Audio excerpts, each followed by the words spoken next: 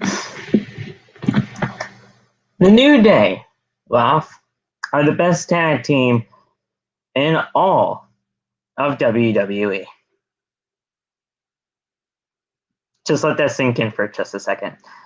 First of all, I don't even know if the best tag team in all of WWE even exists in the grand scheme of things when it comes to WWE because of how poorly WWE treats their tag team division. But in other news, Brock Lesnar was here tonight in Los Angeles, and he was fucking hilarious. I loved how he was used tonight, and we'll continue to look at how he is going to be used here in the upcoming weeks, heading into day one. He was great tonight. Paul Heyman had to remind him that he was a beast, but when he was reminded, he laid out everybody. So I wonder how Roman Reigns will react to that next week, because Roman Reigns was not on the show tonight. We will find that out very, very shortly. But also, on the AEW side of things, we had an amazing AEW World Tag Team Championship match between the Lucha Brothers and FTR. Fantastic stuff there. We also had the debut of Hook. Hook, baby. Hook is here. Hook is now officially All Elite, and he is now a part of the AEW roster. Hook made his debut tonight in impressive fashion, and I'm telling you guys right now, and guys, you guys know how much I love Hook, but this is not even an exaggeration. He's the future of this company. He really is. So we will talk about that. We'll talk about the main event with Adam Cole and We Are Yuda, and we'll talk about everything that happened tonight on SmackDown and AEW Rampage as soon as the intro video is done. Welcome to Outside the Brand. This is episode 106. We'll see you guys in just a little bit.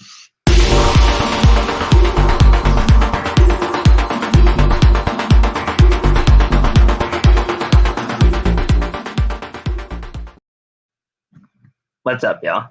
We here. We are here. It is live. We are live right here on Outside the Brand. It is Friday, December 10th, 2021, and it's time for your Friday Night SmackDown and AEW post-show review right here on the podcast. I'm your host, Phil. This is Outside the Brand, and you guys know already, we got my co-host along with me, Loth here. Loth Not Famous. You know what the deal is. And the other members are there as well. Everybody's down in the description so that you guys can go check out their TikToks. But Loth, how was it tonight? Did you enjoy SmackDown? I know you didn't watch Rampage, but yeah, it was tough. That's just on you. But yeah. The beginning of SmackDown was cool. The middle was complete garbage, and the end of SmackDown was cool. I didn't feel like watching Rampage tonight. I heard the tag team match in the beginning was beautiful, so I'm gonna watch that a little bit later. But I just didn't feel like watching Rampage tonight. I was very much irritated with the way I spent my 2 hours as far as SmackDown went. Everything that wasn't Brock Lesnar or the tag team main event, I was irritated with. I saw 3 Jeff Hardy references in the show, and that just made me even more mad. So yeah. I was done with that. So yeah, that's me right now. If you're gonna watch the AEW tag team title match, you might as well watch Hook too. I mean, come on. Come on, bro. He's Taz's son. I don't care whose son he is. God bless him. I just don't want to watch Hook. I just don't think I want to watch Hook today. Shit. Hook. Damn, bro. Well, regardless, guys, welcome to Outside the Brand, episode 106 for your Friday Night SmackDown and AEW Rampage review. Tonight's show was pretty much to determine the best tag team in WWE. Whoa. That's it. Whoa. That's it. It was between 3 teams. Lost. One of them was not even on SmackDown. One of them is on Monday Night Raw. They came over. For what reason? None. But they were here. It was the New Day taking on the Usos, taking on RKBro. Why was this match a thing?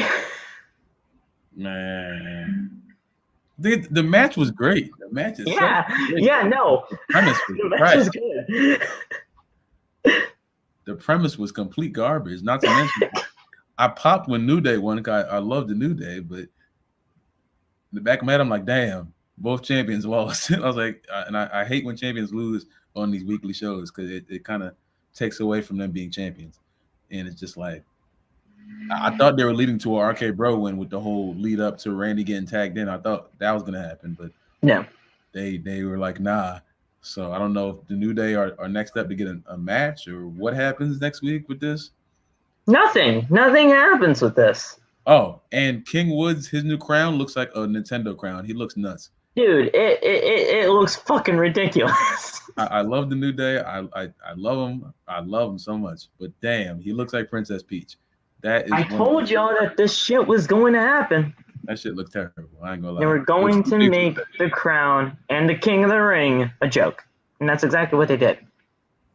Yeah. Venom, Viking Raiders didn't even have a match. They were just there for the presentation of the crown. They didn't even have a match. So asking if the Viking Raiders match was televised, they never had a match. So, but yeah, I mean, tonight's show was pretty much just to determine the best tag team in WWE.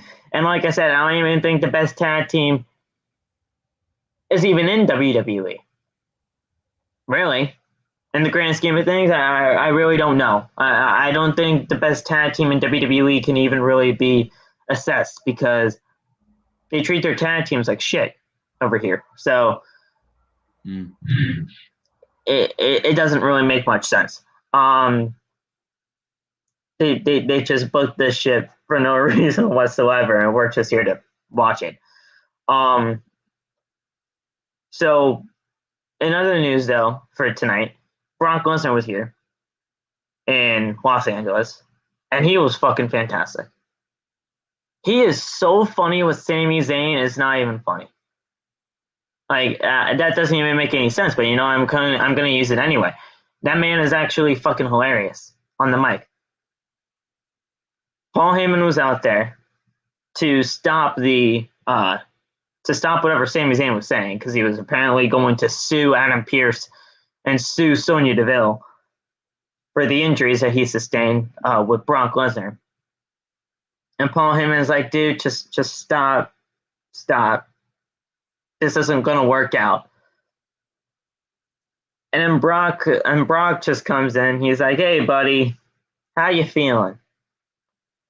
I felt like we got on the wrong we got on the wrong foot here last week. You know, we're both from Canada. I hunt. I don't even know where you're from in Canada. Where are you from? He asked where he's from, all that kind of stuff. And then they were just gonna go out, have a little night on the town in Los Angeles. And then Paul Heyman's like, well, what the hell am I even watching? He's like, the Brock Lesnar I knew all those months ago would have kicked everybody's ass. And now you're going out on the town with Sami Zayn in Los Angeles. That's not how the Beast incarnate does things. And then Brock wrecked house.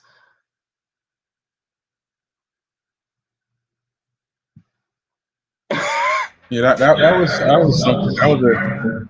That was a funny segment because Brock was showing more of like that personality side, which I feel like he doesn't do enough. Yeah. And you know, Sami is his character is absolutely insane, so it just worked, you know. And I liked how Paul had to go back into the whole thing, how he used to introduce Brock for Brock to like, oh yeah, I'm a monster and just Like, ah, destroy shit, I'm everyone a in the ring. beast. I forgot. Yeah. Just destroy everyone in the ring and then make that. I can't wait for. I think he legitimately injured the male nurses. I don't know why they squared up with him. I don't know why you would even. I would leave. I'm not fighting that man. I'm going home. But no, I don't care what they told me to do. I'm not taking a bump from him. No.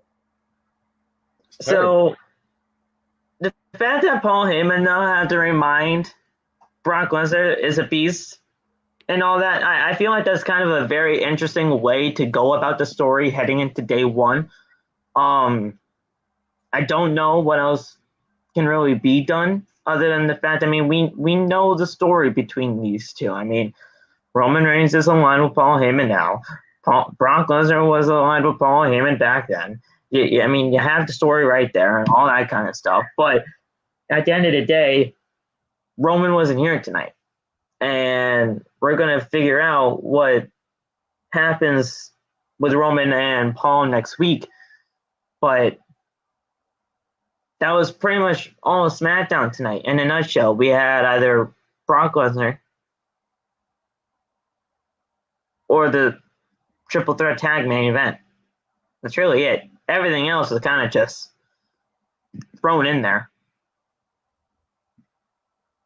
But that's just how SmackDown has been over the past few weeks, even months, really. Yeah, I think that's the direction of the show. Yeah.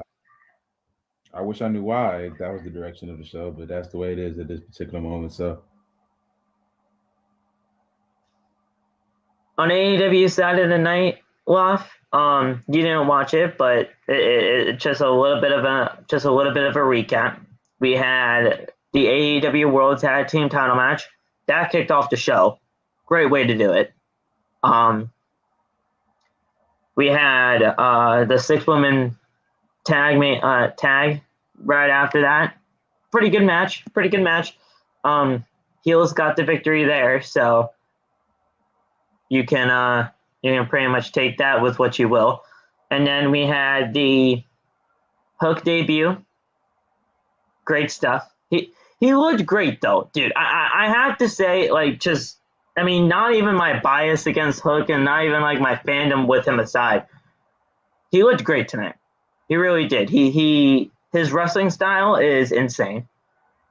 We see some like judo throws, some deep arm drags, and the guy legitimately wrestles like an absolute. He's an amazing wrestler already, and I believe the kid's only 20 years old. So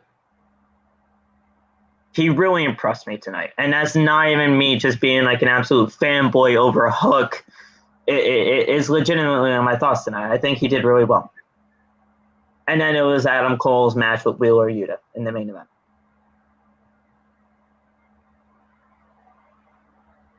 But yeah, we'll go over everything for Rampage as well. But yeah, guys, I want to thank you guys so much for joining us right here on Outside the Brand. I want to let you guys know that you guys can support the channel in any way that you can. But one great way by doing that is to hit that like button, get that like, hit that thumbs up button, hit the subscribe button, and turn on the bell for all notifications. That way you never miss when we go live. We are on the road to 500 subscribers, so let's continue on the road to that. Also, if you missed anything on the homepage, well, if you missed anything this week, it's all on the homepage. Our Monday Night Raw review, our Tuesday's Talk with Anthony, and our AEW Dynamite post show is all waiting for you to enjoy right there on the homepage. Also, another great way to contact us is by social media. All of our TikTok links are down in the description, like I said earlier on in the intro, but you guys can go check that out whenever you may. If you don't follow us on TikTok, I think it's a great way to really interact with us here instead of just being in the chat for the podcast. Loft makes great content. Everybody here on OTB makes great content. So why don't you just go over there and check it all out. Also, Loft, I officially put the entire playlist for OTB music down in the description. So you guys can not only listen to the MFN Right remix, but you guys can listen to all the other songs that you at WAF and Bash has made as well. Also, I'm trying to is the Love by the Fire song on YouTube here too? Yeah, I think that I'll have to send that to you. I think that's on Batch's channel because it's his song. I'm just featured on it. Yeah. So all right. I'll check Bash's YouTube, and then I'll put that one in there as well. That way you guys can go listen to Love by the Fire, because that one is really good. Like that one. Thank you, man. That was great. I actually listened to it today during work because I had to listen to something after JD's podcast. But yeah, those are great songs, and you guys can listen to them whenever you may want to. So, with all that being said, I think that's pretty much all of the shilling that I get to do for the intro. I just saw Hook on my background, so there we go. Now, guys, I want to look at the chat just real quick. Jazz hates the name of the pay-per-view that's coming up, day 1. I don't blame you, but it's just happening on January 1st, and that's the only reason why. This is a Nick Khan production. I just want to let you guys know that. Nick Khan came up with this idea.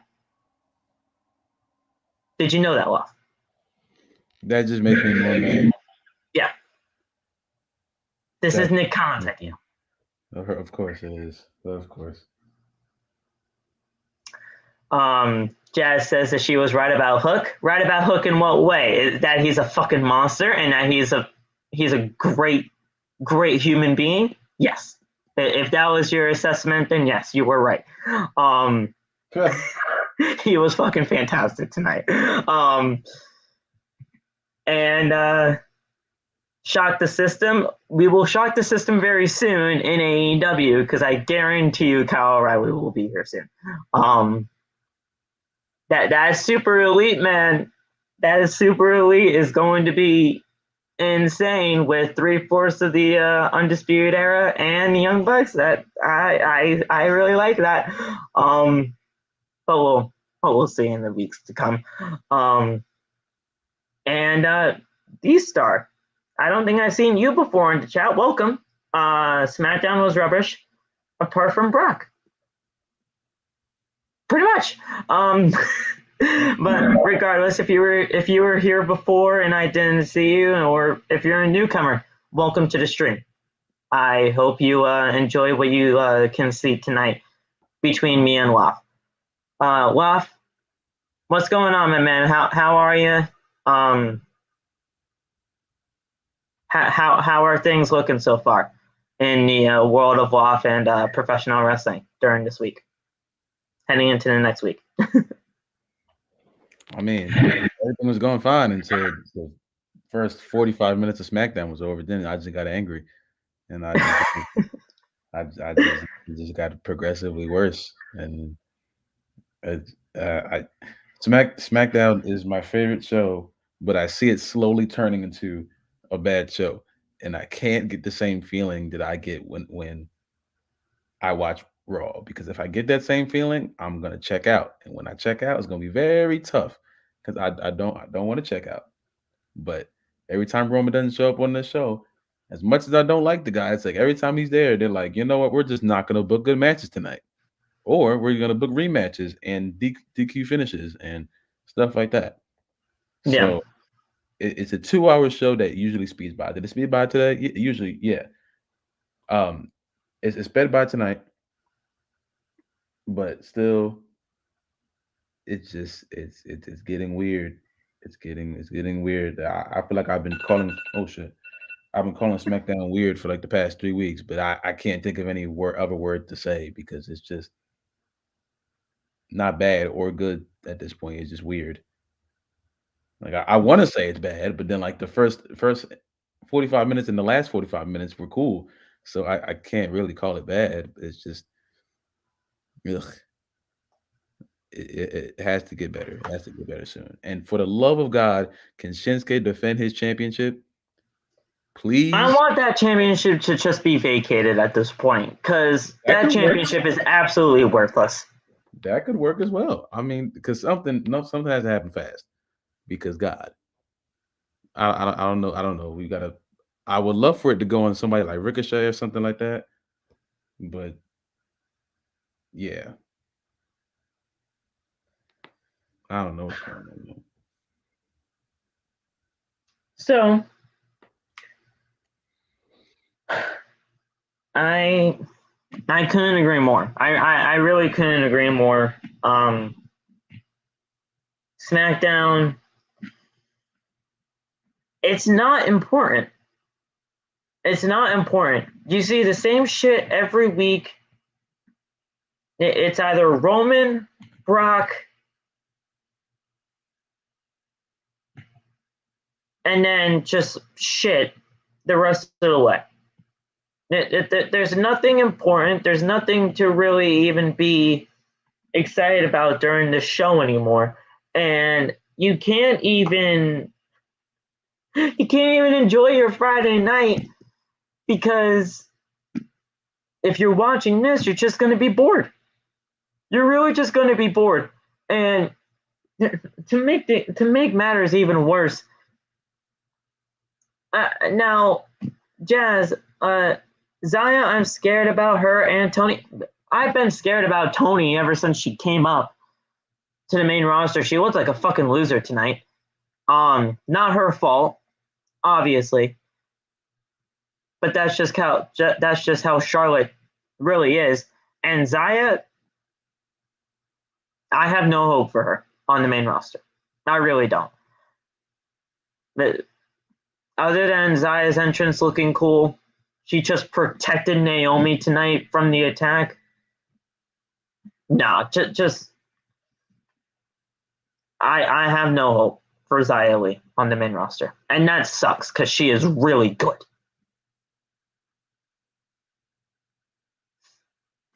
Yeah, I don't know what's going on with that. It's just she looks cool. I want her to work. As soon as I heard her music, I totally forgot that she was debuting tonight. So when I heard the music, which is a problem. Yeah, kind of. I mean, I don't like the way she did. I don't like the way they did it, but I kind of like it more than just having her come out and have a squash match against a local competitor. I think I like that more than that. She was supposed to have a match, but apparently that was just scrapped. I was more so irritated with the fact that Naomi and Sonya didn't have their match. That's what I was. No, I wasn't. I knew that match was not going to happen. I knew it wasn't going to happen because every single time you think something's going to happen, they bait and switch you anyway. So I'm like, I'm not even going to get excited about them having a match because I know it's not going to happen. Yeah, that's true. They don't. As soon as you think something really, something of importance is going to happen between the women, it doesn't. It really doesn't. And I said this during the championship contender match, and you can even go back on Twitter. I'm like, first of all, Toni's already owed a match with Charlotte for the championship because she already won a championship contender match a few weeks back. Second off, she's in the second one that doesn't even really need to happen. And we all know Charlotte. She won't put anybody over. So this match is going to be 5 minutes. Charlotte's probably going to win, make Toni look like a fucking loser, and then that's it. What else does that do for Toni? Absolutely nothing, because Charlotte does no idea how to either put somebody over or to even make this women's division just that much better when it comes to the future of the company. And that's just facts. If you don't think that Charlotte just does not know how to put anybody over and just knows at some point the future is going to have to step up, then you're just kidding yourself, because that's exactly what her mindset has been over the course of the past few years. She's a 14-time world women's champion. The fuck? And I'm saying 14 because I'm counting the NXT championship reigns, which apparently WWE doesn't. They counted it. So they did say 14. Yeah, they said it like once. I forget who said it, but someone in my chat noticed it too. So they mentioned that, and I'm like, huh, okay. So we are mentioning that. So now they're counting him again. I guess. I don't know. I have no idea what they're doing at this point. She does not care about the future of this division. She does not care.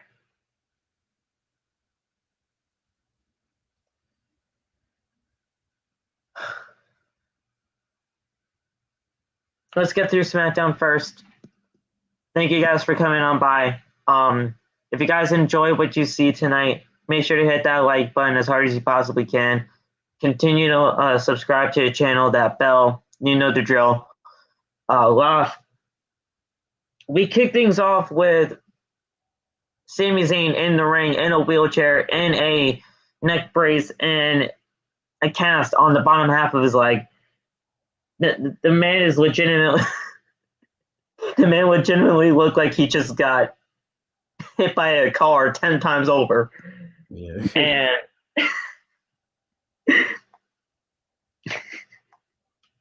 he looked nuts. I'm like, what is that? I walked around like, what is he doing? He's just being wheeled out by two male nurses. Okay. So Zayn calls himself the toughest man in all of WWE, in WWE history. Zayn says that it took the two most dominant athletes in WWE history for him to be put in a wheelchair. Zayn says that it's weird that two guys who normally hate each other would work together to ensure that he did not become Universal Champion.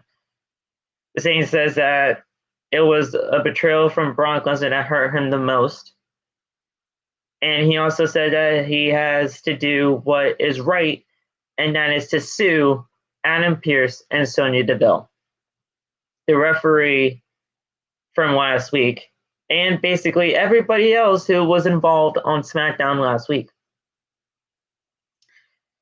Zayn is then interrupted by Paul Heyman, who comes out to the ring and apologizes to the fans for being subjected to Sami Zayn. Heyman begins as his usual introduction when Zayn interrupts to tell Heyman that he was not done talking. Heyman ignores Zayn and gives a promo on Roman Reigns' behalf. And Zayn rises to his feet from the wheelchair, and Zayn says that he knows that Reigns is not here tonight on SmackDown, so he can do whatever he wants to Heyman. And since he's here alone, he doesn't need a wheelchair, he doesn't need a neck brace, he can kick Heyman's ass without any repercussions. So Brock Lesnar's music hits after that, and Lesnar makes his way to the ring. He's in overalls, he's in full farmer mode. Yeah. Pat McAfee said the greatest line of all tonight, where he said, "Fresh out of the farm in overalls, Brock Lesnar is here." Gee, freaking fresh off the farm. Guy's amazing. You just gotta laugh every time Pat McAfee just says anything on commentary, because it's just gonna be funny in the delivery. And you have to know Michael Cole's commentary career has pretty much been revitalized ever since Pat McAfee joined him on SmackDown. He is fucking fantastic with him, and I love every second of it that they're together. What's up? Oh, you're right. So his music hits, and he makes his way to the ring as Zayn immediately runs back to the wheelchair, and it didn't even look like he fucking sold his leg. He just ran over there, and he holds on to the medical officials with him. He's like holding their hands on the wheelchair bars and everything. Lesnar then grabs a steel chair and enters the ring. He hits the table, tells Pat McAfee to shut the fuck up, and then he goes inside the ring. Michael Cole is like, I think you better heed his warning. to just stop talking for a second. He's like, okay. And then Lesnar gets in the ring. He sits in the chair, and Zayn cuts Lesnar off and tells him that he needs to shut his mouth. Lesnar apologizes for last week and asks Zayn how he has been and if he is really hurt. Zayn says, of course he is really hurt. The pain is at a 10 out of the scale of 1 to 10 that Brock actually asked him about. And Lesnar asked if Zayn if he really thought that he could have beaten Reigns last week. And he said that he did Zayn a favor so that he could because he was never going to beat Roman in the first place. Lesnar then asked where in Canada Zayn is from. And Lesnar then proceeds to speak in French to Sami Zayn, which, I mean, kudos to him. I mean, I know he's from Saskatchewan, so I mean, he obviously knows the language and everything, but kudos to him. He actually spoke pretty well. Not that I know. I don't know one word of it, but regardless. Lesnar then invites Zayn to go hunting with him in Saskatchewan, and Lesnar gets up and starts pushing Zayn in the wheelchair. Heyman then gets back onto the ring apron and asks what the hell is going on, because he never seen Brock Lesnar act like this towards anybody. He's like, 3 years ago, this would have been an immediate trip to Suplex City, and instead he's watching two Canadian besties go at it, and they're gonna go moose hunting. As Heyman begins to hype up Brock Lesnar doing his normal Brock Lesnar shtick and how he normally introduces him, Lesnar immediately destroys Sami Zayn's male nurses, and Lesnar then throws Zayn out of the wheelchair and hits an F5. This was a really good segment to kick off the show. I like the way that Brock Lesnar was used here. I like the way that Paul Heyman just said, Brock, this is not you. You know this is not you. You're a fucking ass kicker. Act like an ass kicker and do something about this. But the fact that they're doing that makes me, what side is he really on, you know? That's the first time they were really into doing that. I think they're doing a great job of just making sure that no one really knows what side Paul's on. And I would love Paul to finally turn on Roman at day one, if that means that is the end of Roman's title run. If it's not, then just keep it the way it is. But if Roman is set to lose, then you might as well just go all in and then have Paul turn at the same time too, and then just cover that up. But I don't know what their plans are as far as the finish, obviously. But because we know Roman's going to have something to say next week. Oh, that's going to be hilarious. I can't wait for that. Yeah, because, I mean, Roman, he was in Samoa training for day one. I don't think he really was in Samoa, but if he was, good on him. I mean, look at that.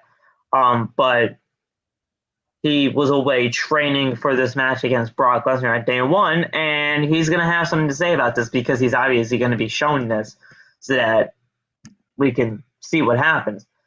It's going to be a great time seeing that unfold in front of our very eyes. I think the interactions with Paul and Roman are always hilarious because Heyman just always has to act scared because of the tribal chief and all that stuff. So it's going to be really good. But with the 3 weeks we have left, and I'm saying 3 weeks because it's now officially Saturday, we have about 3 more SmackDowns before day one, and we'll just have to see what happens during that time. So We'll see what happens. I can't wait to see what they have in store for Roman Reigns' return next week. Yeah, I mean, I'm sure they have a really good plan because with Roman Reigns, they put effort into it. So we'll see how that goes. But this is making me more interested in how Day One is going to end. I think I told you this before. I can't imagine a scenario in which Brock twice this year. It just doesn't make sense as far Yeah. as the way they usually book them. It happened in 2019, so I'm not saying it's impossible, but I'm just saying that it's very improbable that Brock loses twice in 1 year to the same guy. It's something smells fishy, and I don't know what it is yet.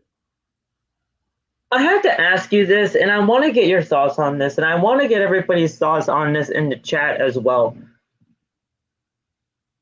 Beating Brock Lesnar back then, and I'm saying back then, and just maybe a few years ago. Like, I don't mean like back then as like in the the before 2010s or anything like that. But what I'm saying is, beating Brock Lesnar used to be a big deal. But beating Brock Lesnar now, it's not really all that big of a deal. Like, you see people beat Brock Lesnar at WrestleManias countless times. You've seen people beat Brock Lesnar on any other pay-per-views like SummerSlams or pretty much any big event countless times. So really, beating Brock Lesnar to me is not really that big of a deal nowadays. Have you gotten this? I mean, we've all seen the way Brock Lesnar has been treated in big feuds or anything like that, other than when he is not really the world champion. So do you kind of have that same kind of aspect of where we really don't have I mean, people have beaten Brock Lesnar before, but like it's not really that big of a deal now. It's just beating up another guy, even though he's a big box office attraction.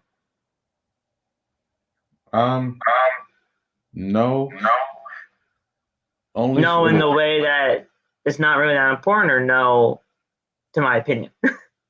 no to your opinion because Okay. it's just I have it's like as far as basketball goes, um LeBron James he's been in the league for the better part of what 17 years.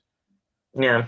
Um as much as LeBron has declined, that's still LeBron. So like when you beat him, it's still a big deal. I'm not comparing LeBron to Brock, obviously, but I'm just saying just Yeah. as much as Brock has lost, that's still Brock Lesnar you get in the ring with, you know? It's And I true. feel like Yeah. anybody only like you have like elite people that beat him. Like that man broke the Undertaker's streak, you know. So it's like even though I don't think that was the best booking decision, he still did it. It's still on his credentials when he retires. That's a legitimate Hall of Famer right there.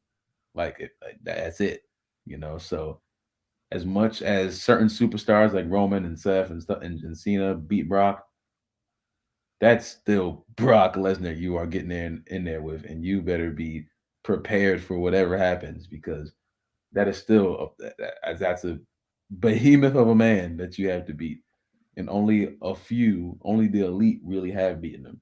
You know what I'm saying? I'm just saying it's happened so many times over the past recent years. I mean, Because it's you can't. almost like he just never even really like.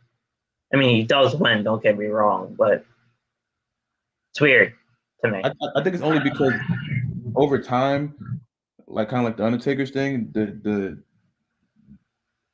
feeling wears off after a while, and Maybe that's it. yeah, they become less of an icon to you just because you've been seeing it for so long. But I feel like people who are actually wrestling in them, and people like me who I think I still see the aura around him.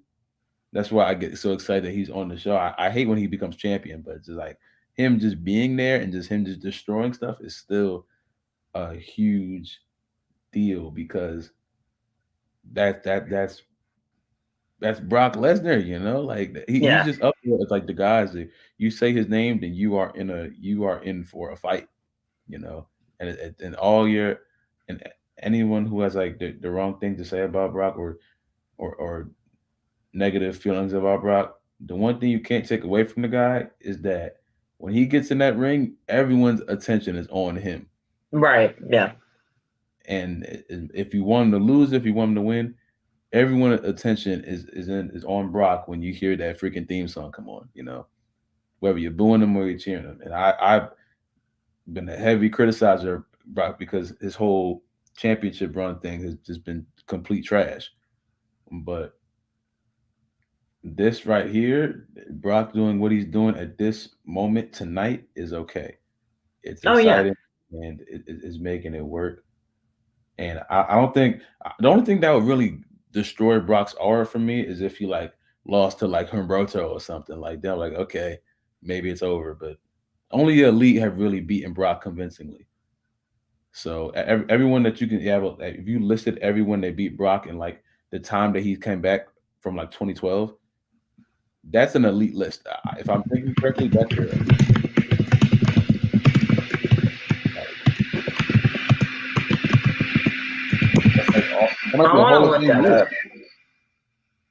People that have beaten Brock since 2012, since he came back and like destroyed Cena, that is an elite list of people that he lost to, if I'm not mistaken.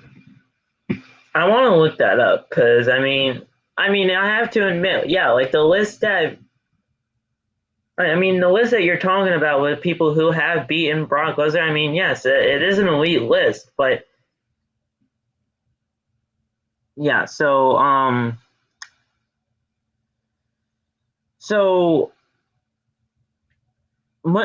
okay, so he returned in 2012. John Cena beat him. I believe it says people that beat Brock Lesnar. So if this is correct, John Cena did win at Extreme Rules 2012, if I'm not mistaken. Then it was Triple H at 29. John Cena Night of Champions 2014, not the SummerSlam, because the SummerSlam he got destroyed at. Yes. Seth Rollins at 31 via the Money in the Bank. The Undertaker by decision at SummerSlam 2015. That was a terrible that was thing to do, but yeah. But Triple H at the Rumble in the Rumble match of 2016, not just because Triple H won that. Roman Reigns at Fastlane that year in 2016. Goldberg in 2016. Don't want to talk about that. Randy Orton at the Rumble match in 2017. Roman at SummerSlam 2018. Seth Rollins at 35 and SummerSlam 2019. And then Drew McIntyre and the Rumble match in 2020. And Drew McIntyre at WrestleMania 36. In front of nobody because we were still in the gymnasium. That is an elite list, but like you see all those losses that he's had over the course of those years. I just feel like you had all of that, and it just comes so frequently. That's what I'm talking about. So, maybe that's just me. Maybe I just lost the aura of him, but it's not that I don't like the whole people that had beaten Brock Lesnar. I think those people that had beaten Brock Lesnar deserve to beat Brock Lesnar at that time. It's just I don't know. So something feels a little off with me. And if Roman does beat him at day one, obviously I'm going to be happy about it as the reign of the Tribal Chief continues. But it just continues to do things over and over again. And then where's the mystique of Brock Lesnar heading into whatever happens next for him? That's pretty much what I was trying to say. But hey, we don't have to agree on everything. I just wanted to bring that up. That makes sense. So we move forward. Oh, Tyler just texted me back. Never mind. So SmackDown can, I was just going to skip over this first match, but the thing is, we pretty much could skip over it because this match is absolutely pointless. Los Lotharios lost to Shinsuke Nakamura and Rick Boogs in a matter of 3 minutes. The opening match begins with Boogs hitting Humberto with a shoulder tackle. Boogs throws Angel over the top rope off a gorilla press, and Humberto attacks Boogs from behind. Boogs then tags in Nakamura, who hits a Kinshasa on Humberto, and that was it. Nakamura gets tagged in right away, hits a Kinshasa, and that's it. He did one move tonight as the Intercontinental Champion. Completely stupid. The match wasn't even 3 minutes. I won't even go that far to even say that it was 3 minutes. It was probably like a minute and a half. If that. Blink of an eye. If you blinked, you missed it. Yeah. Shinsuke Nakamura needs to lose that fucking title. I am done with the way that they treat their champions. I am done with the way that Shinsuke Nakamura has just been relegated to this tag team as a singles champion. Get the title off of him. Or vacate it. Because it needs to happen. But yet nobody is ready to beat Nakamura because nobody is in that mid-card division. Yet they could have one of the best mid-card divisions on that SmackDown roster. It sickens me.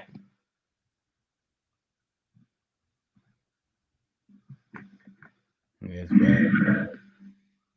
It's really bad. They have to fast, or it's just gonna slowly destroy how prestigious that championship really should be. It's already destroyed. You think so? Yeah. The Intercontinental Championship has been held by Nakamura for 119 days, and he has not done shit with it. Let's look at the past Intercontinental Champions over the course of the past few months and see who's really done anything with the championship. Because I don't think anybody has really done anything, probably since The Miz, like Jazz said. And that's saying something. Because Miz held that a long fucking time ago. Yeah. Intercontinental Championship.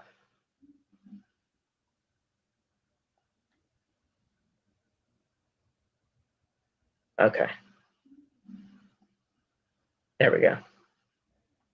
So, right now, Shinsuke Nakamura has held this championship for 119 days. Doesn't even feel like that long, but that is true. Last champion, if you guys don't even remember, that's pretty okay. That's Apollo Crews. Mm-hmm. And Apollo Crews held that thing for 123 days. 124 days recognized by WWE. The other champion before that, Big E, who held it for 110 days recognized by WWE. He won that on the SmackDown episode before Christmas that last year. Mm. And then Apollo Crews beat Big E at WrestleMania 37 Night 2. Before Big E, it was Sami Zayn. Won it at the Clash of Champions pay-per-view in that triple threat match with Hardy and AJ Styles, I believe. Only held it for 86 days. Before that, it was Jeff Hardy who only held it for 37 days. And then it was AJ Styles before him. And then at that point, before AJ Styles, it was vacated because of the IC title tournament, that year in 2020. Remember that? So it's done nothing. Since the course of it being vacated all the way up until now, it's done nothing. Yeah. And Shinsuke started the Intercontinental Championship when it was pretty much put onto SmackDown back in July of 2019 on the Extreme Rules Kickoff show. Then it was Braun Strowman. Like, Braun Strowman for 37 days, and it was won by Sami Zayn and all that. So, yeah, like, before it was vacated, because then he left because of CV-19. But still, ever since it got put on SmackDown, the IC title, it's been nothing but irrelevant. And I don't know how they can even really come back from this.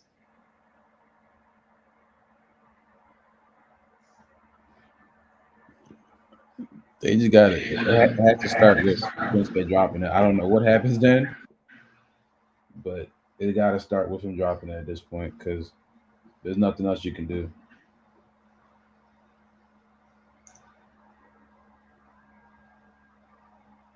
And the aura of Shinsuke Nakamura, I don't even know who this Shinsuke Nakamura is anymore compared to what he was. It's not the same. They nerfed him everything. The whole like AJ Styles feud after that, he just had a slow decline. Actually, it wasn't even that slow. It was just a decline. Yeah. Ever since he turned into Low Blow Nakamura. Mm-hmm.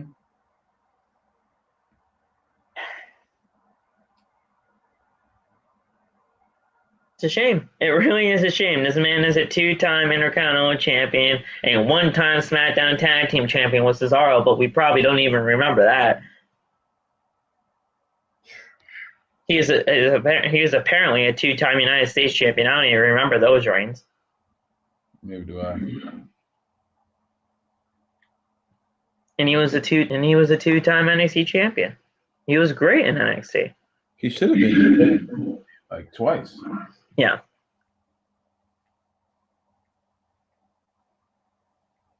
Shinsuke just has not been interesting since WrestleMania 34. That's pretty much what we're talking about with AJ Styles. Because that was the match that he faced AJ at WrestleMania 34. Mm-hmm.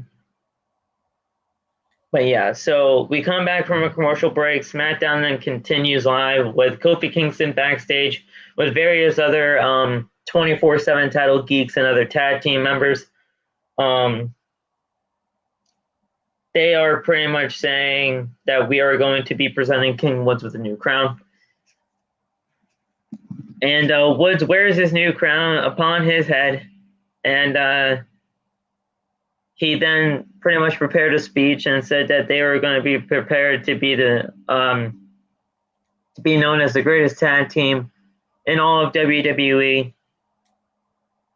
And then they all just chant "Huzzah" together as we cut back to the commentary team.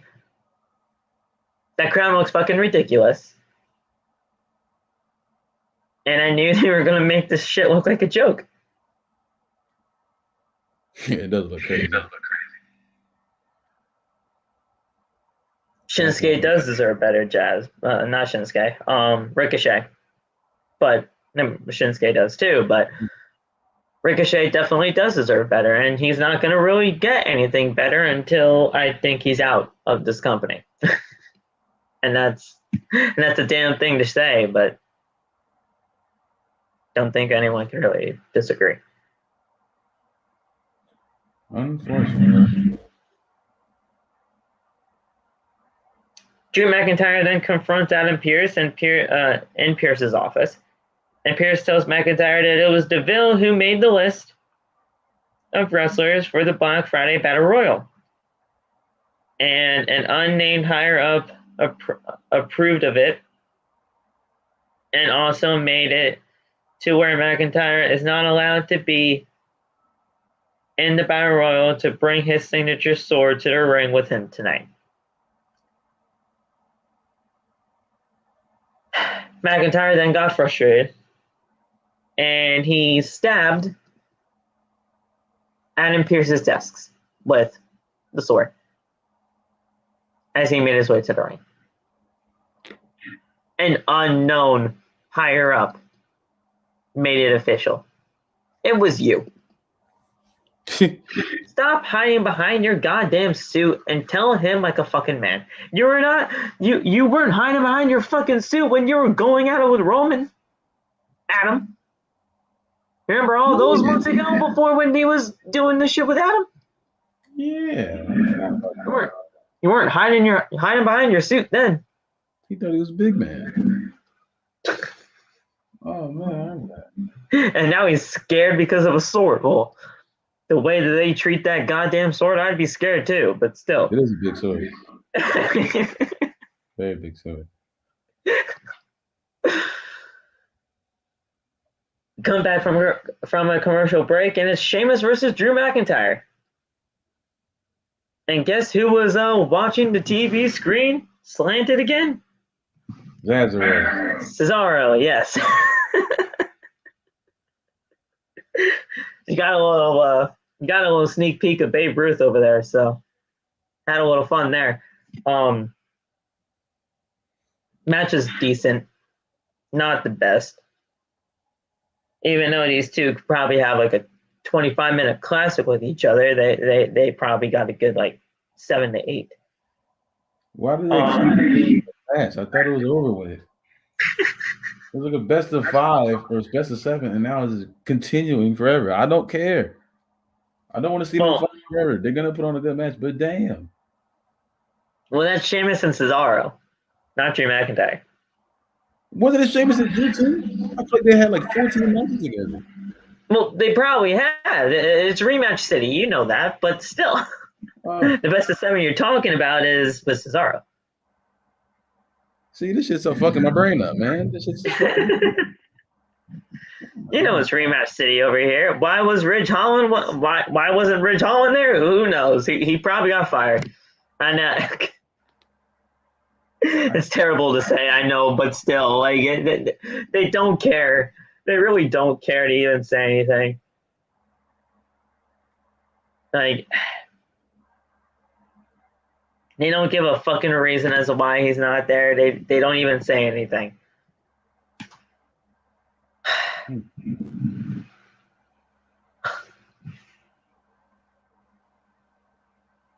So Drew McIntyre won with a Claymore, of course.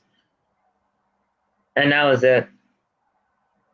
Come back from a commercial break, and we're back live with Naomi in the ring for her long-awaited match with Sonya Deville. Deville's music hits as she makes her way to the ring. She actually was dressed in wrestling attire tonight. Surprisingly. She took off her blazer. She had a blazer on, but she took that off and was in a wrestling attire. It's something crazy, too. I've never seen Sonya Deville just like that in all her time here in WWE, but that was her attire tonight. Deville gets in the ring and immediately grabs a mic.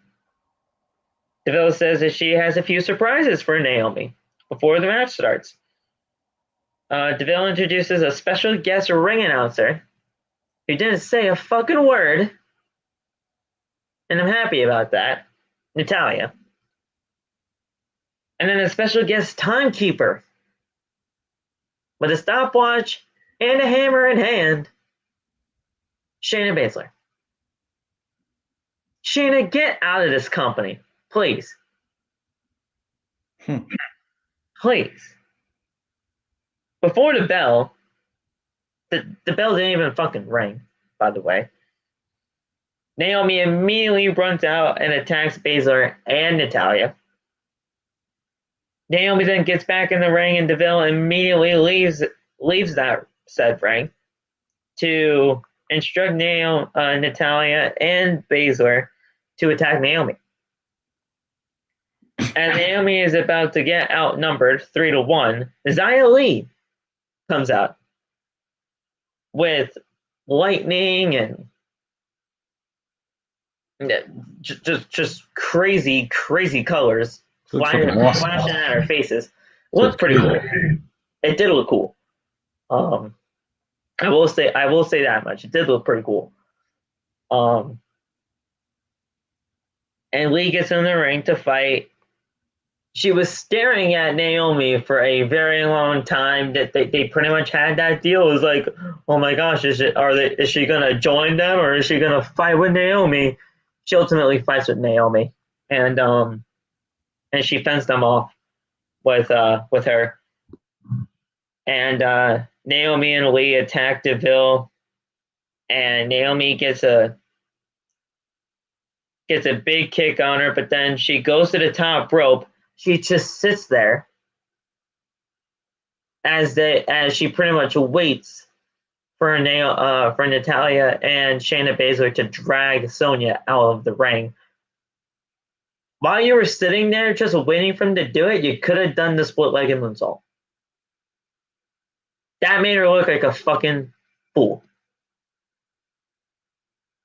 While you were just waiting for them to drag her out, you could have hit the moonsault. I hate they like wait for get close. You wait for the spots to happen, and you look like an idiot. Hit the move. I didn't like that at all. I'm glad I wasn't the only one that noticed that. I'm glad you noticed that too. Yeah, dude. To where she was just sitting there waiting. I looked at it from now. Like, what the hell is going on for like a few seconds? I was like, yeah. I understand why she paused. It was just no.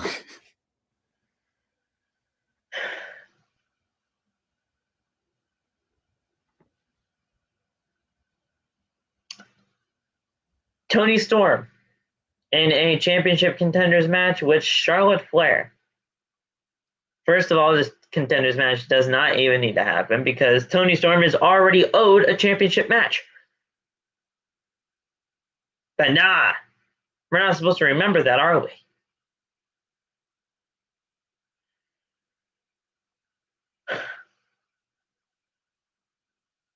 The match was terrible.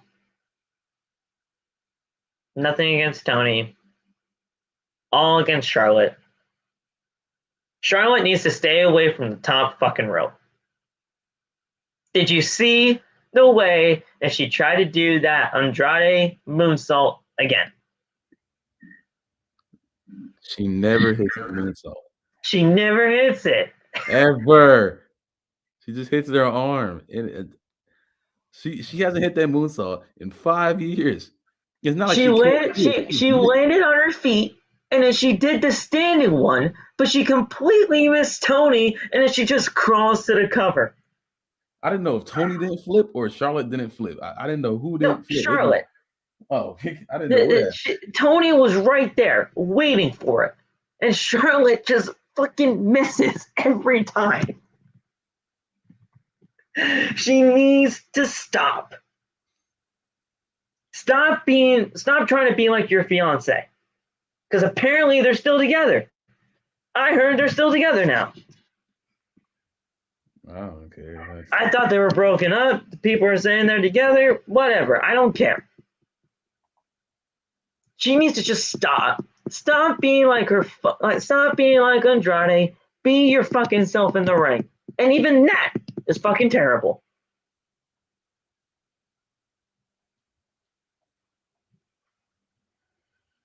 I don't know. I don't like when someone's outside the ring and she just jumps out there and just hits their arm and like, oh my gosh, she landed. No, she didn't. You can easily see that she landed right on their shoulder.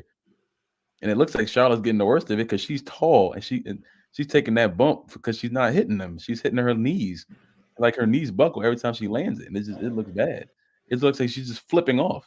It's like she's gonna tear both her ACLs. That's what it looks like. I get scared because it's just her knees buckle inwards, and I'm like, ugh, because she never hits her target. She just jumps on the arm. I don't know how people like her. I really don't. People are saying that she's overhated. No, she just is terrible right now. And you can see it in the way that she performs in the ring. She is not performing like she used to. And if you can't see that, then you're just fucking blind with the way that WWE tries to treat her in every sense of the fucking word. You're blinded. You need to open up your fucking eyes and really see what's going on. She is terrible.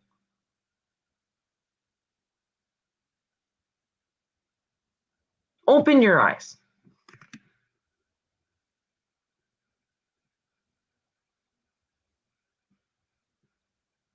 Now I can tell Off is silent because he kind of just wants me to just talk it out and get it out of my system, and I appreciate that.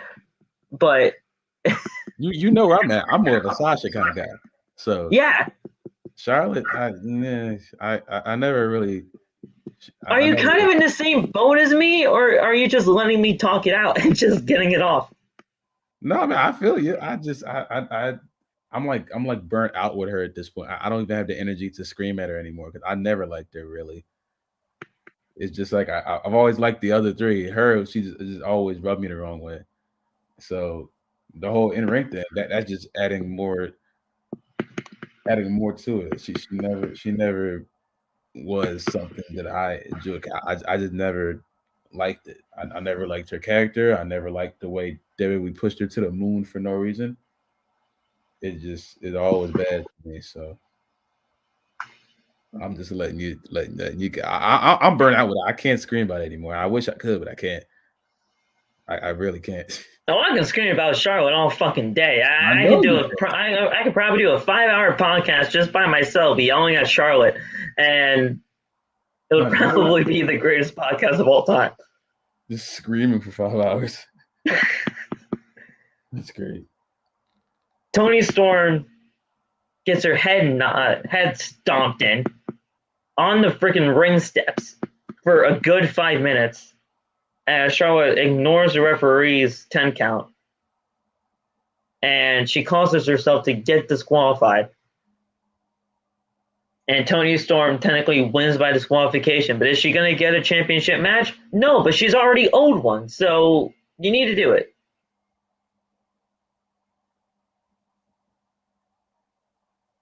Coming back from a commercial break, and SmackDown returns with Brock Lesnar confronting Adam Pearce in his office. I wish Brock Lesnar confronted Paul Heyman backstage. That would have been a really good segment, but nah. Adam Pearce instead. Lesnar tells a very intimidated Pearce about the time that that since he was suspended, he got to do all the great things that he can do in Saskatchewan. Probably hang out with his wife Sable, probably do some moose hunting, just having a good old time in Saskatchewan. Why not? He told a story about while he was suspended, he went moose hunting, and he killed a moose about 2,000 pounds. And Lesnar mounted the moose after he pretty much gutted it and ate it.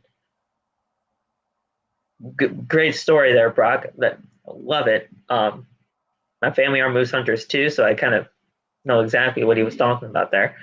Not that I agree with it, but it is what it is. He mounted the head of the moose on his wall, and he named the moose Pearce. That's cute. Yeah. You're gonna say you named Adam. I was going to lose my mind. I'm so happy you didn't name Adam. I was like, if he says he named this moose Adam, I was like, okay, good. That sounds cool. And he'll always remember, and he'll always have that moment that Pearce gave him, and Pearce looked absolutely terrified, which I like. He looked like a beast. So good on you, Brock. He destroyed his own phone, by the way. Brock Lesnar did. He just destroyed his own flip phone. So he's just like, yeah, fuck it. And he breaks it in half.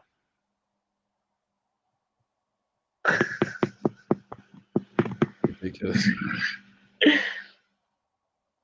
Which we all know that's not really his phone. They probably just gave him a burner so that he can just destroy it, and then it's all good and dandy.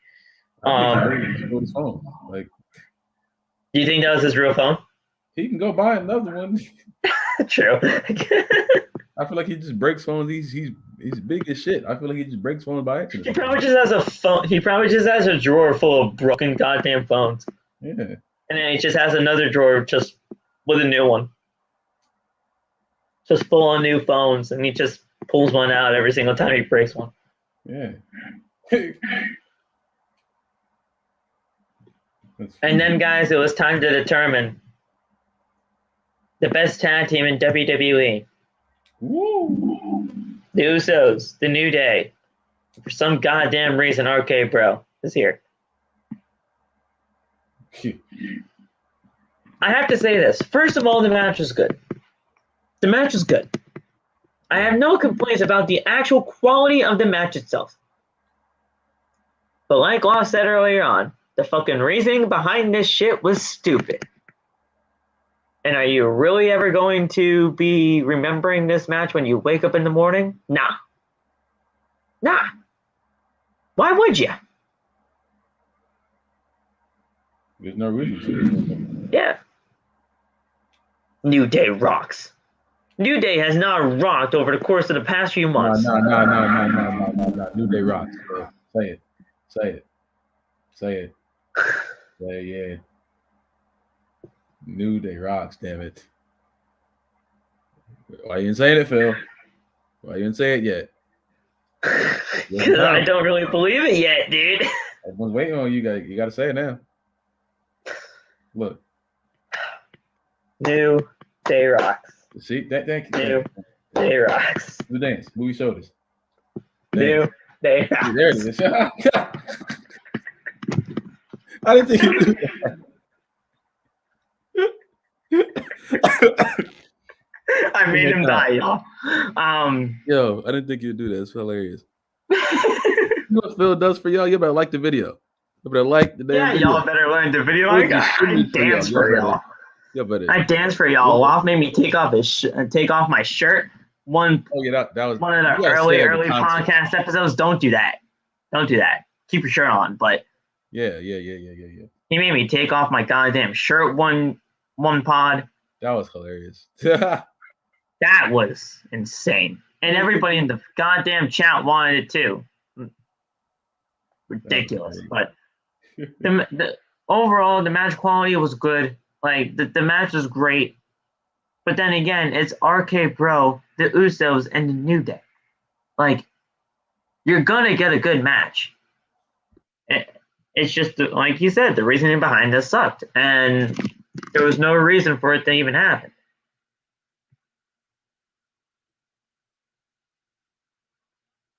And of course, one of the champions, both of the champions rather, they lost tonight.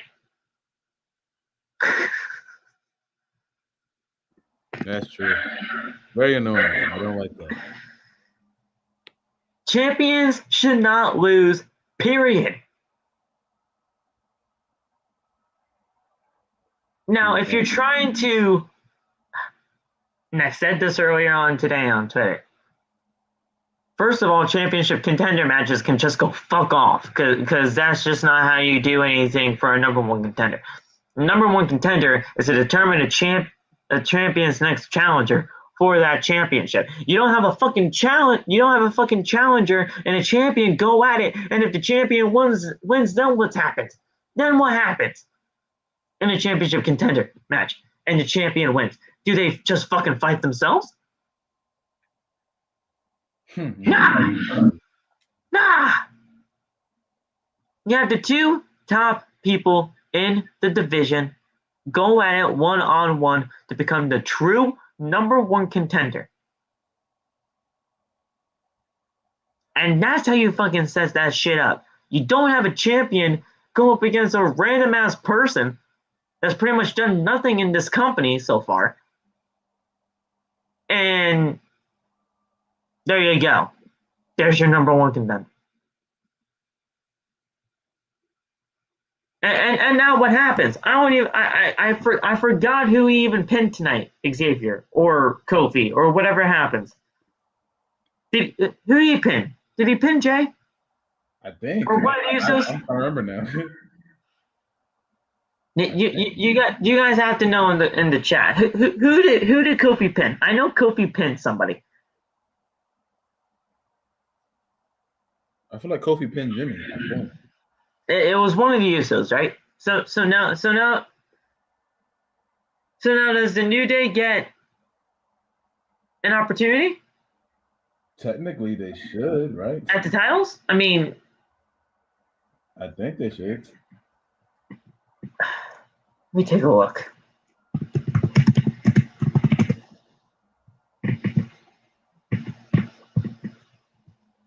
Oh, okay. Great stuff. Great stuff, WWE. Way to tell us that. SmackDown Tag Team titles on the line. Usos, New Day, day one. Well, all right. Great. I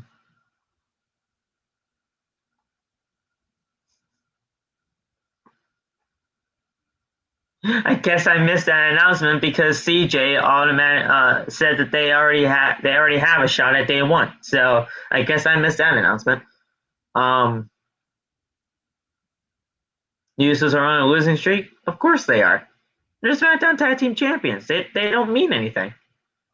Yet they're a part of the bloodline with Roman Reigns, and they don't mean anything. They said it last week or the week before that. Oh, well. Then yeah, I missed it because. Right. Exactly. Like if they already had a title match, why are we trying to determine who's the? And why was RKBro there? Yeah, I don't know where they came from. That's like just because they're the Raw Tag Team Champions immediately means that they have to be put in this match to become the best tag team in WWE. Listen, if you're going to have the best tag team in WWE, or if you're going to have a champion versus champion match anyway, you'd rather just merge the fucking titles at that point. Because you had the Raw Tag Team Champions versus the SmackDown Tag Team Champions, where apparently, at Survivor Series, it was the one and only time where Raw and SmackDown go head-to-head. No, it wasn't, because that happened tonight. They really wanted to do the whole. They really wanted to go through with the whole whatever the hell they call that tournament on Raw. The RK tournament, yeah. Yeah, that. They could have just merged the damn divisions and then had an actual 16-team tournament. Thank you. And that would have been fired. I feel like even though some of the tag teams are just randomly put together, it still would have been a longer tournament. And I've been telling everybody for years that they need to merge this goddamn tag team division, and nobody fucking agrees with me at this point.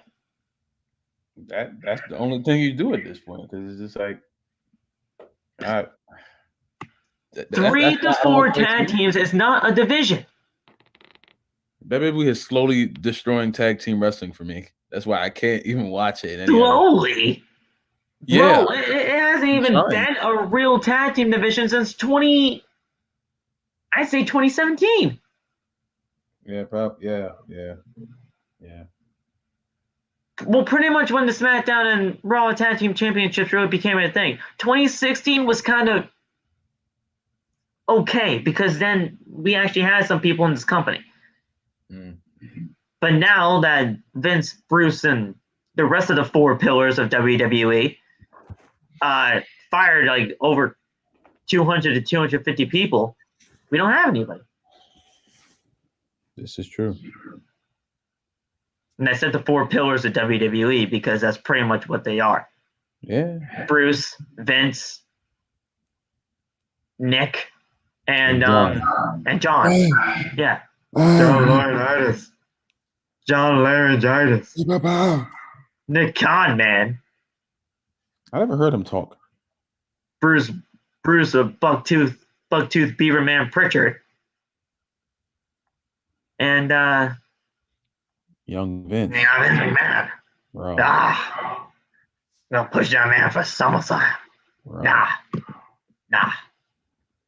Fuck you, Vince. New Day picked up the win.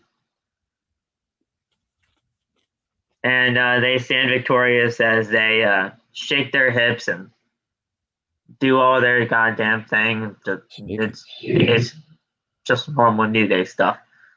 as SmackDown goes off the air. SmackDown went off the air at 9:55, so they had a good 5 more minutes before the match, before the show ends, and they just went off the air. Why do they keep doing that? They had a good 5-minute commercial, and then the news came on in my area. So great. Commercial. Wait a damn minute. They won't stop. If I hear the Doja Cat song again, it's gonna be an issue. I don't know where I'm gonna be at, but I'm gonna lose it. I can't hear it anymore. They hit me with so many Pizza Hut, Taco Bell, and fucking Samsung Galaxy commercials tonight. It was like they were doing the same commercials every 5 minutes. I've never seen this many commercial breaks. Why won't they do picture in picture? Why?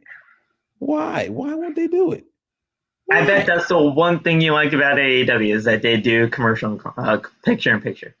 Yes, I saw that. I was like, whoa, what is this? I was like, that's amazing. They're getting the advertisement money, and I'm not missing any matches, but no, I'm not missing any action, but no.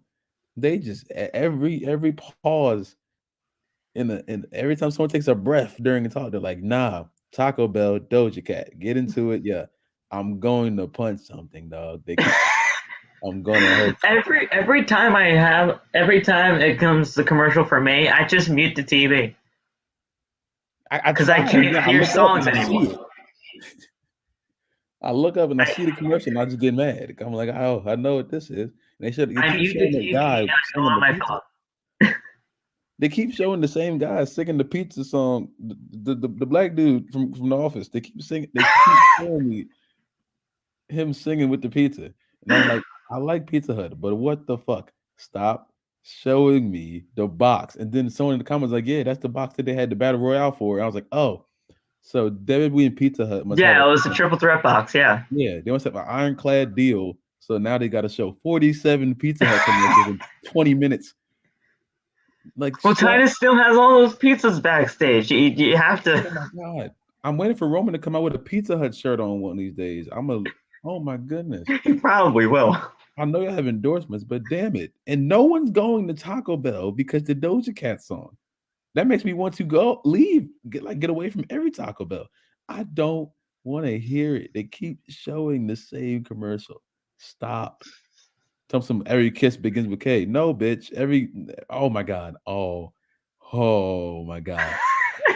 I was so mad during these commercials, bro. Kiss with K, pizza, and fucking get into it. Yeah. Turn that shit off. Holy, I'm sorry. That you say commercial and I lost it. I'm sorry. No, you're good. You're good. I went off against Charlotte. You go off against commercials. That's just how we work. Doja Cat, man. But yeah, Life, you good, bro? No, I'm pissed off. The pizza line. I'm not happy. So yeah, guys. With that being said, that's your SmackDown part of the review. Let's take a look at the chat. How are y'all guys doing tonight? Corbin, Josh, glad you're with us tonight. CJ, cool to have you here, bro. I see as your profile picture, you got a SpongeBob fish character. I don't know if that's the fish that says my leg, but still, great stuff. You're here. Jazz, you're always here, supporting us. Great stuff. I think that's really it. I think that's everybody here. If I missed anybody, oh, Joe, I see Joe in here. Joe Reacts official. What's up, my man? How are you? Yeah, pretty good to see you guys. How you been? Oh, Mo, I'm sorry, Mo. I didn't see your name up there in the chat, but hey, how are you? It's a good time, y'all. If you guys only came here for the SmackDown portion of the review, I urge you guys to either continue watching for the Rampage review. If not, and if you have to go elsewhere because it is 1 o'clock in the morning, have a good rest of the night. But if you guys still want to listen to Rampage, come on, let's do it. We'll have to not watch a single bit of the show, but we're going to do it regardless because that's what we do here. So yeah, let's do it. I see some of the people that are saying that I'm staying. Good job, guys. Good job. You go to bed whenever you please. That's what I like to hear, Josh. But please go to bed at a reasonable time for you. Amen. We started off, man, with the Lucha Brothers taking on FTR for the AEW World Tag Team Championships. This match was fucking great. We had an amazing time watching this match. Though I need to go to work for 9 o'clock, I have to go to work for 9 o'clock as well. So, damn, we'll see how that goes. But yeah, match is great. Tully Blanchard showed up on the ring apron, got his ass kicked tonight. And Cash Wheeler choked Phoenix against the middle rope while the referee was distracted. Wheeler tried, but still could not get the pin. All four men ended up trading punches in the middle of the ring at one point. The match came to an end when Penta scored a pin on Wheeler with a package pile driver. Pretty goddamn good match.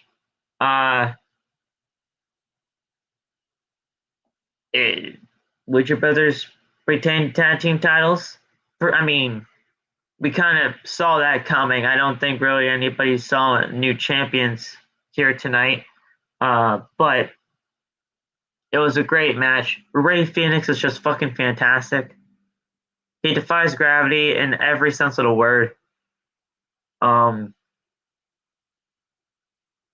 FTR, we all know how great FTR is.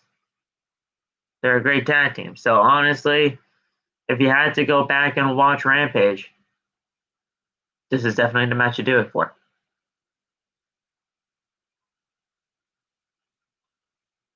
Which one is Cash Wheeler? Cash Wheeler is Dash Wilder. Dash Wilder is Cash. So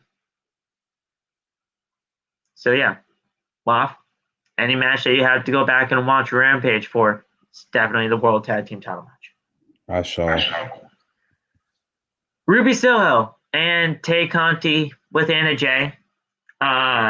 So Tay J. Listen, man, I know Nate's not here, but man, Nate had to feel really good with Tay Conti and Anna Jay on his TV screen. Match is really good though. It wasn't the best 6-woman tag of all time, but it did what it needed to do. Ruby Soho meets Nyla Rose in the semifinal match in the TBS Championship tournament. It did what it needed to do. During the break, Soho took a lot of punishment from the other team. After the bunny hit Jay with the brass knuckles, Rose finished her off with the Beast Bomb and got the win for the team. Nyla Rose, the bunny, and Penelope Ford picked up the win tonight on Rampage. Pretty solid. They're heading into their why did I say Survivor Series? Jesus.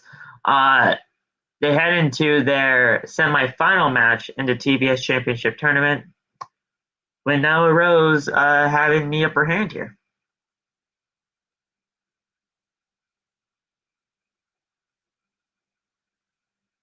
So there you go. Yeah. So there was that. You're happy that the heels are winning? Yeah. At least Nyla had a good showcase here. Penelope and the bunny, they're always going to have some kind of showcase, whether anybody likes it or not. I think the bunny has potential. I think Allie's really good in the ring. Penelope, she's getting better, but she needs to continue to get better. And the only way to get better is with repetition. And that's why they made Dark and Dark Elevation, so that people like that can get repetition. So yeah. Loth, you missed out on an amazing debut, my man. I know you don't want to watch Hook. I know. But in all honesty, it was a really good debut for him. The kid is only 20 years old, and he looked like he's been wrestling for the past 15 years of his life. The kid did really well tonight against Fuego. It was just an overall good showcase to show what he can do in the ring, considering it is his debut.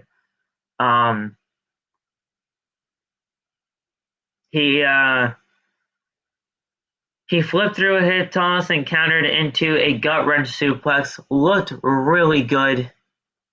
Fuego then tried to get the upper hand, but Hook turned him inside out with a clothesline.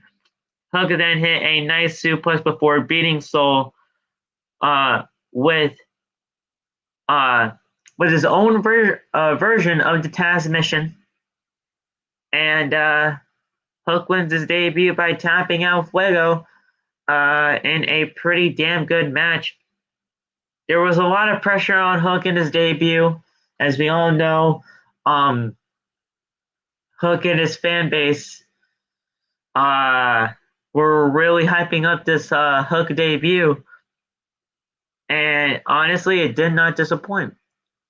One of my biggest fears, along with pretty much everybody else as a Hook fan, was pretty much saying it was going to be all this hype, and then Hook was just going to... He was just going to suck. Hook was just going to suck. And I'm glad that did not happen. Hook legitimately impressed tonight. And it was just a good way to pay off all the hype. It was just a great way. And then after the match, Toni announced that he was all elite. He signed an actual contract, and now he's fully a part of the roster. All you need to do now is just give him some dark matches, get him more repetition in the ring. He'll be set to go. He really will.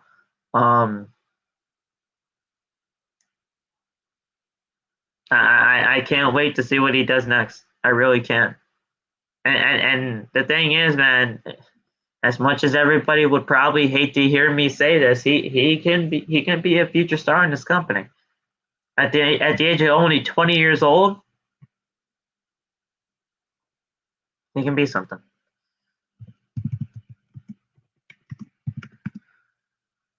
Let me actually. Huh? What's that? I'm gonna check it out, man. You're talking high of him, so. He looked really good, man. Like, I mean, I know, like, it's just me, like, probably, like a lot of people are probably just saying, "Oh, Phil, you're just saying that because you're a big fan of Hook." It's really not that. I mean, yeah, I'm a big fan of him, but after that, it made me actually an actual real fan of his, because he really has.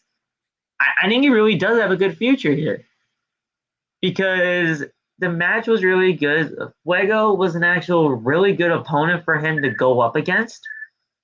And the way that he was maneuvering in the ring, it did not seem like that was his first match. It really did not seem like it was his first match. But yet it was. It was his debut. He obviously probably has some other matches to get himself into ring shape and to really figure out what was happening. But he did not miss a beat. He really didn't. And I'm glad he didn't. And Jazz, you're right. I mean, he was wearing boxer shorts. Like, he looked like he was, like, legitimately ready to fucking fight. You know when Punk came out during his match with Eddie Kingston? He had, like, that kind of an attire on. Lesnar. So he looked really, really good, and I have to say that. So yeah. Then we had the match between Adam Cole and Wheeler Yuta. Match is pretty decent. It was a pretty good match. We had everything going on. Yuta started to gain some momentum as he hit a series of quick strikes and ended with a diving elbow for a 2 count. Cole then blocked the splash with his knees and nailed a super kick before he lifted Yuta up for a running knee. Pretty much, it's the last shot that he hit him with at the end of it, but he calls it the boom because boom, and he got the win there. Pretty good match there. Solid singles competition to end the show. With little to no outside interference because the Young Bucks and Bobby Fish were on the side of Adam Cole, and best friends Trent and Chuck, along with Orange Cassidy, were on the side of Wheeler. There was little to no interference, which I know you like, because you don't like it pretty much when anybody just comes in and interferes in anything. So exactly, it was good there. Yuta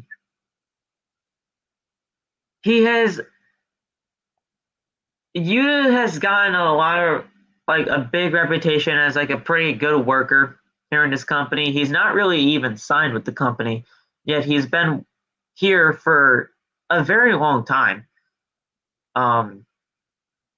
And he continues to get the opportunities that he can look pretty well in, and he looked really good here against Adam Cole. We did have a post-match brawl, but that's to be expected. It's chaos, and the Elite they have like this little chaos and Elite feud going on with each other. So the post-match that was gonna happen. It's a pretty damn good episode of Rampage, but at the end of the day, the match that impressed me the most was the Hook match, because the Hook really did impress. Everything else was kind of just your typical Rampage, but you have a debut, somebody like Hook, who had all that momentum heading in, mainly because of the fans, but you had all that momentum heading in, and you actually do impress in your debut. Pretty much the world is in his hands right now, and we'll just have to see what Toni has in store for him moving forward in his AEW career. And he left. Maybe he comes back, maybe he doesn't. But yeah. You don't like Wheeler Yuta, and you just don't understand his character, that's okay, because I don't really think he has one. I really don't think he really has that one all that much. He's kind of just with the best friends in Orange Cassidy. Orange Cassidy is pretty much like his mentor or whatever, but at the end of the day, yeah, so yeah, Loth will be back soon. His laptop just said, yeah, fuck this podcast, and it shut off on him, but he'll be back. So we'll stay on until he does return. But yeah, I mean, now is your AEW Rampage and SmackDown review. You will wait until Loth gets back. Until then, I'll just keep talking to you guys in the chat to figure out what is going on here. But yeah, guys, tell me what you guys thought about SmackDown and AEW Rampage in the chat, and we can talk about that here on the show for just a little bit until Loth gets back in for the outros.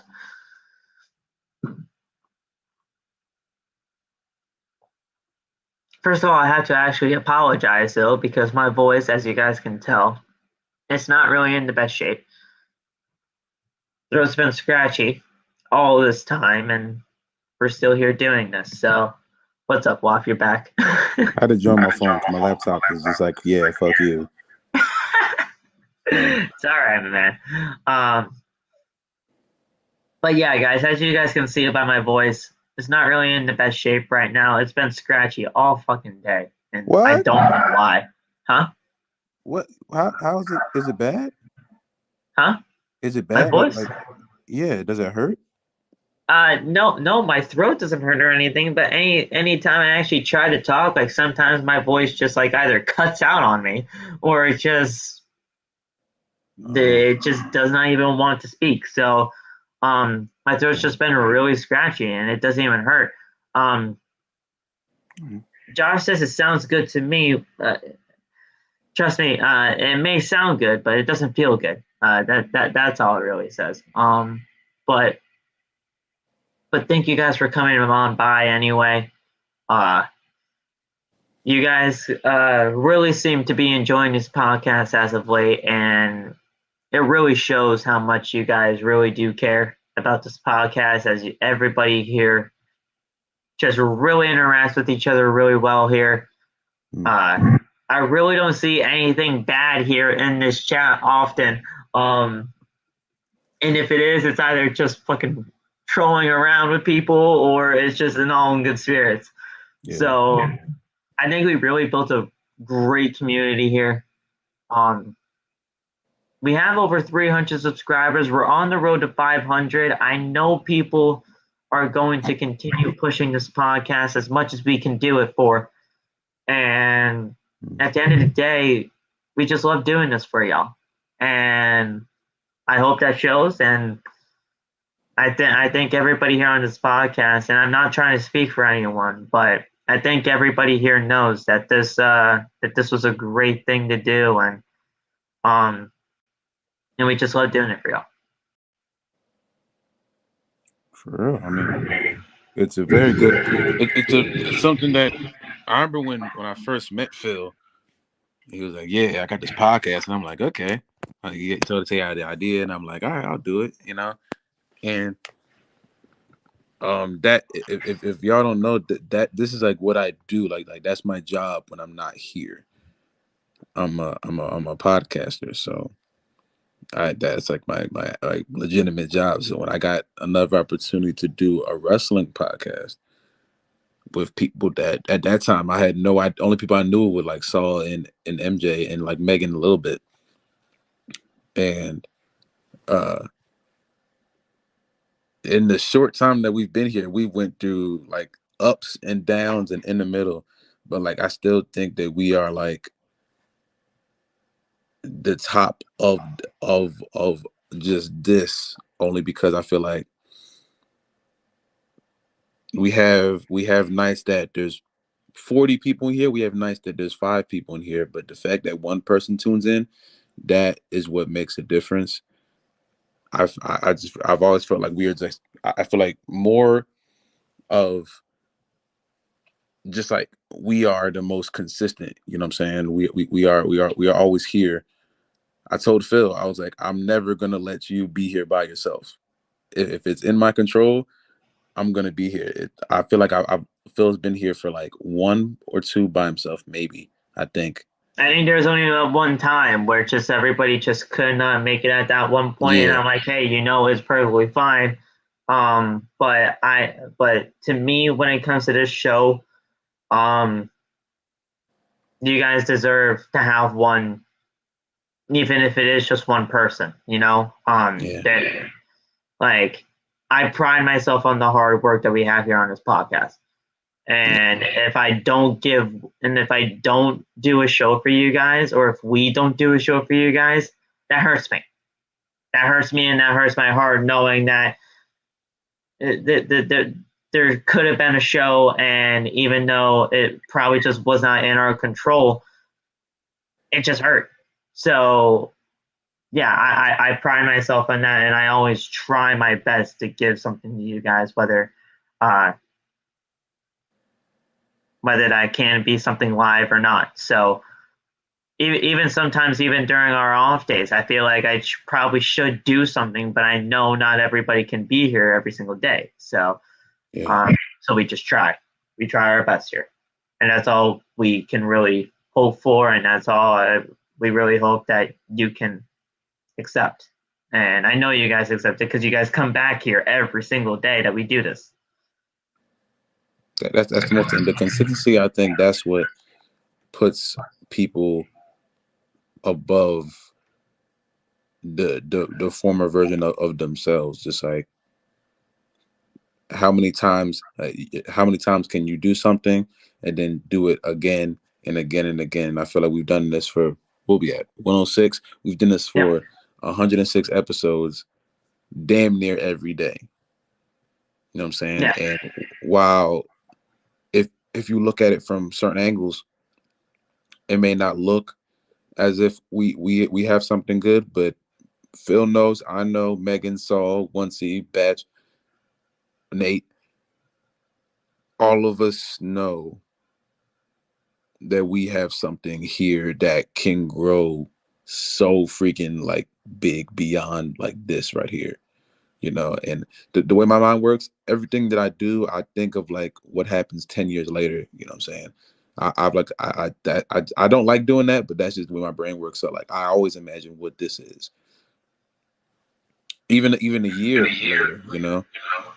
And I'm prideful for this. I'm grateful that Phil chose me to be a part of this.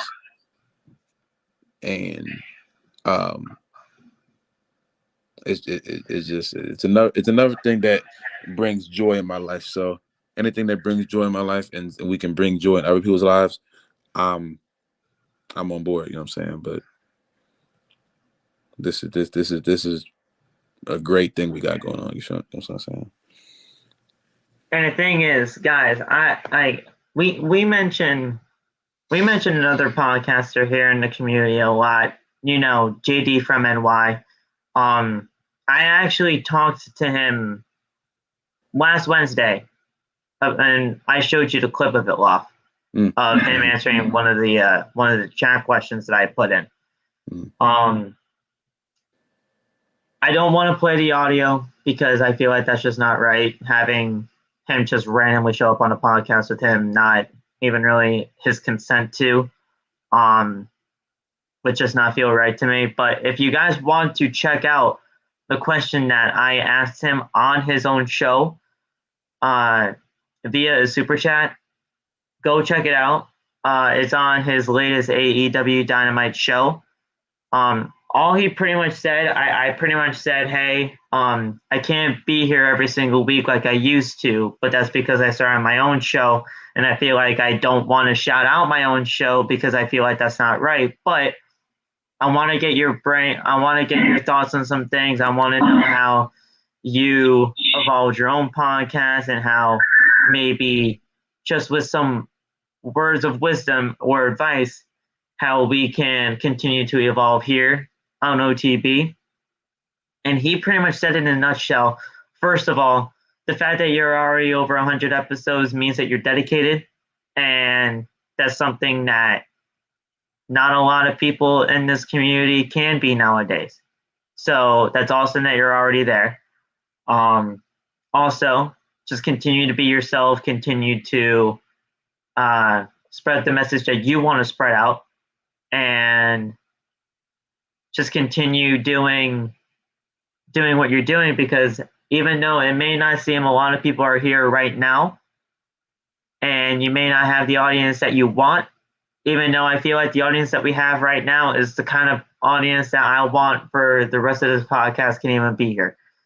Even though it may not seem like the most numbers are here, it doesn't matter at that point because you're just starting out. But hey, you're still here and you're still going at it hard, and that's all we can really ask for in this community. So just spread the positivity, spread the great stuff that you're already spreading, and you're going to do something here in this community. And that's what I really liked about his message the most, is that he actually took the time and legitimately said, hey, you're doing great regardless, so just keep it up. And that's all I can really say thank you for, because that was an awesome thing. Because he really didn't even have to do that. So I was thankful for that. And you know JD as much as I do, man. I mean, you've seen him before too, so Yeah. probably has to feel a little bit good just knowing that he acknowledged it in a way. For real. So, and he said that if I needed to contact him in any way outside the show, I can email him as well, and we can just have a little conversation that way. So that to me is obviously even more gratifying and all that. So thank you, JD, for doing that. But in all seriousness, guys, we're out of here. 1:30. It's time for all of us to go to bed or whatever you do afterwards. Thank you guys so much for joining us. Like, subscribe, bell, all that good stuff. You have anything else to say before we get the hell out of here? Thank y'all for coming by tonight. Thank y'all for making us a part of your daily or weekly or monthly or yearly, however the hell times you listen to this podcast. Thank you for making us a part of your life. You know what I'm saying? And yeah, I mean, stuff is crazy. I tell y'all to stay safe. I'm gonna say this. I don't know if I can say this. I'm gonna say it in a certain way. I'm a junior in college. There was a shooting near, like, on the corner of my college, and I didn't know. I like, it happened like 2 hours after I got back where I stay, and my mom called me. She's like, "Yo, you in the house?" And I'm like, "Yeah, what's up?" And she's like, "Look out the window." And I'm like, "What do you mean?" There was the police were out there. It was crazy, and it was like it's a place. It's a food place that I haven't. The last time I went there is weird. The last time I went there was my freshman year of college. I went there my first day of college, and I was nervous as shit because it was my first day of college and shit like that. But like, so I went in there, they robbed it, all this stuff. The police were there, gunshots. It was crazy. It was I've seen stuff like that growing up, but just seeing it so close to where I was, right, and that I was just there. Like, I think I left around that area around like 2 hours before it happened. And I don't like watching the news, so my mom hates when I don't watch the news because I need to be more aware of what's going on. But yeah, I get like a little alerts on my phone and shit when stuff happens. But I can't believe I missed this. But it's just like seeing that and seeing how fast that happened. Just like everything that I do, I take very seriously, and I know how fast life can end for people. So it's just like seeing how close, like if I was in there, it could have been raps for me. You know what I'm saying? It could have been real bad. So just like everything that I do with y'all, with me, is everything that I do as far as like social media and making people, like, entertain people and smiling and making people just happy every day. I take that very, very, very, very seriously because I know how quickly life can end, and seeing stuff like that was like how close it was. It just it hit me back in my it knocked me back into that mind space I had to be in of just like focus because shit happens, you know. And when I tell y'all to be safe, I'm not just saying, I'm literally telling y'all to be safe because no matter where you live at, there's crazy people everywhere. And I would hate to hear any bad news about anybody. And I especially anybody that I know, like I just talk to, you know what I'm saying? So I appreciate y'all, you know what I'm saying? When I say it's a be crazy safe, world we live in. Be safe. Yeah. And I mean, I've heard people say like be safe before and all that, but not. I mean, and then as soon as we pretty much got into this group together, be safe wasn't even really a part of like my like like my vocabulary in a sense, because like I mean, like not it doesn't really get said all that much until pretty much this group happened, and then all of a sudden now I'm just saying it pretty much in any kind of sense of the word, in any kind of sense of my life now. And honestly, just those two words, be safe. You don't know how much that can really change a person in a way, because now all of a sudden now that I'm using this in pretty much in like everyday life, I take those two words so personally now that I've been pretty much saying it, and now that I've been pretty much having it said to me. And I just it's a strange thing to say, but I strive to be safe no matter what now, because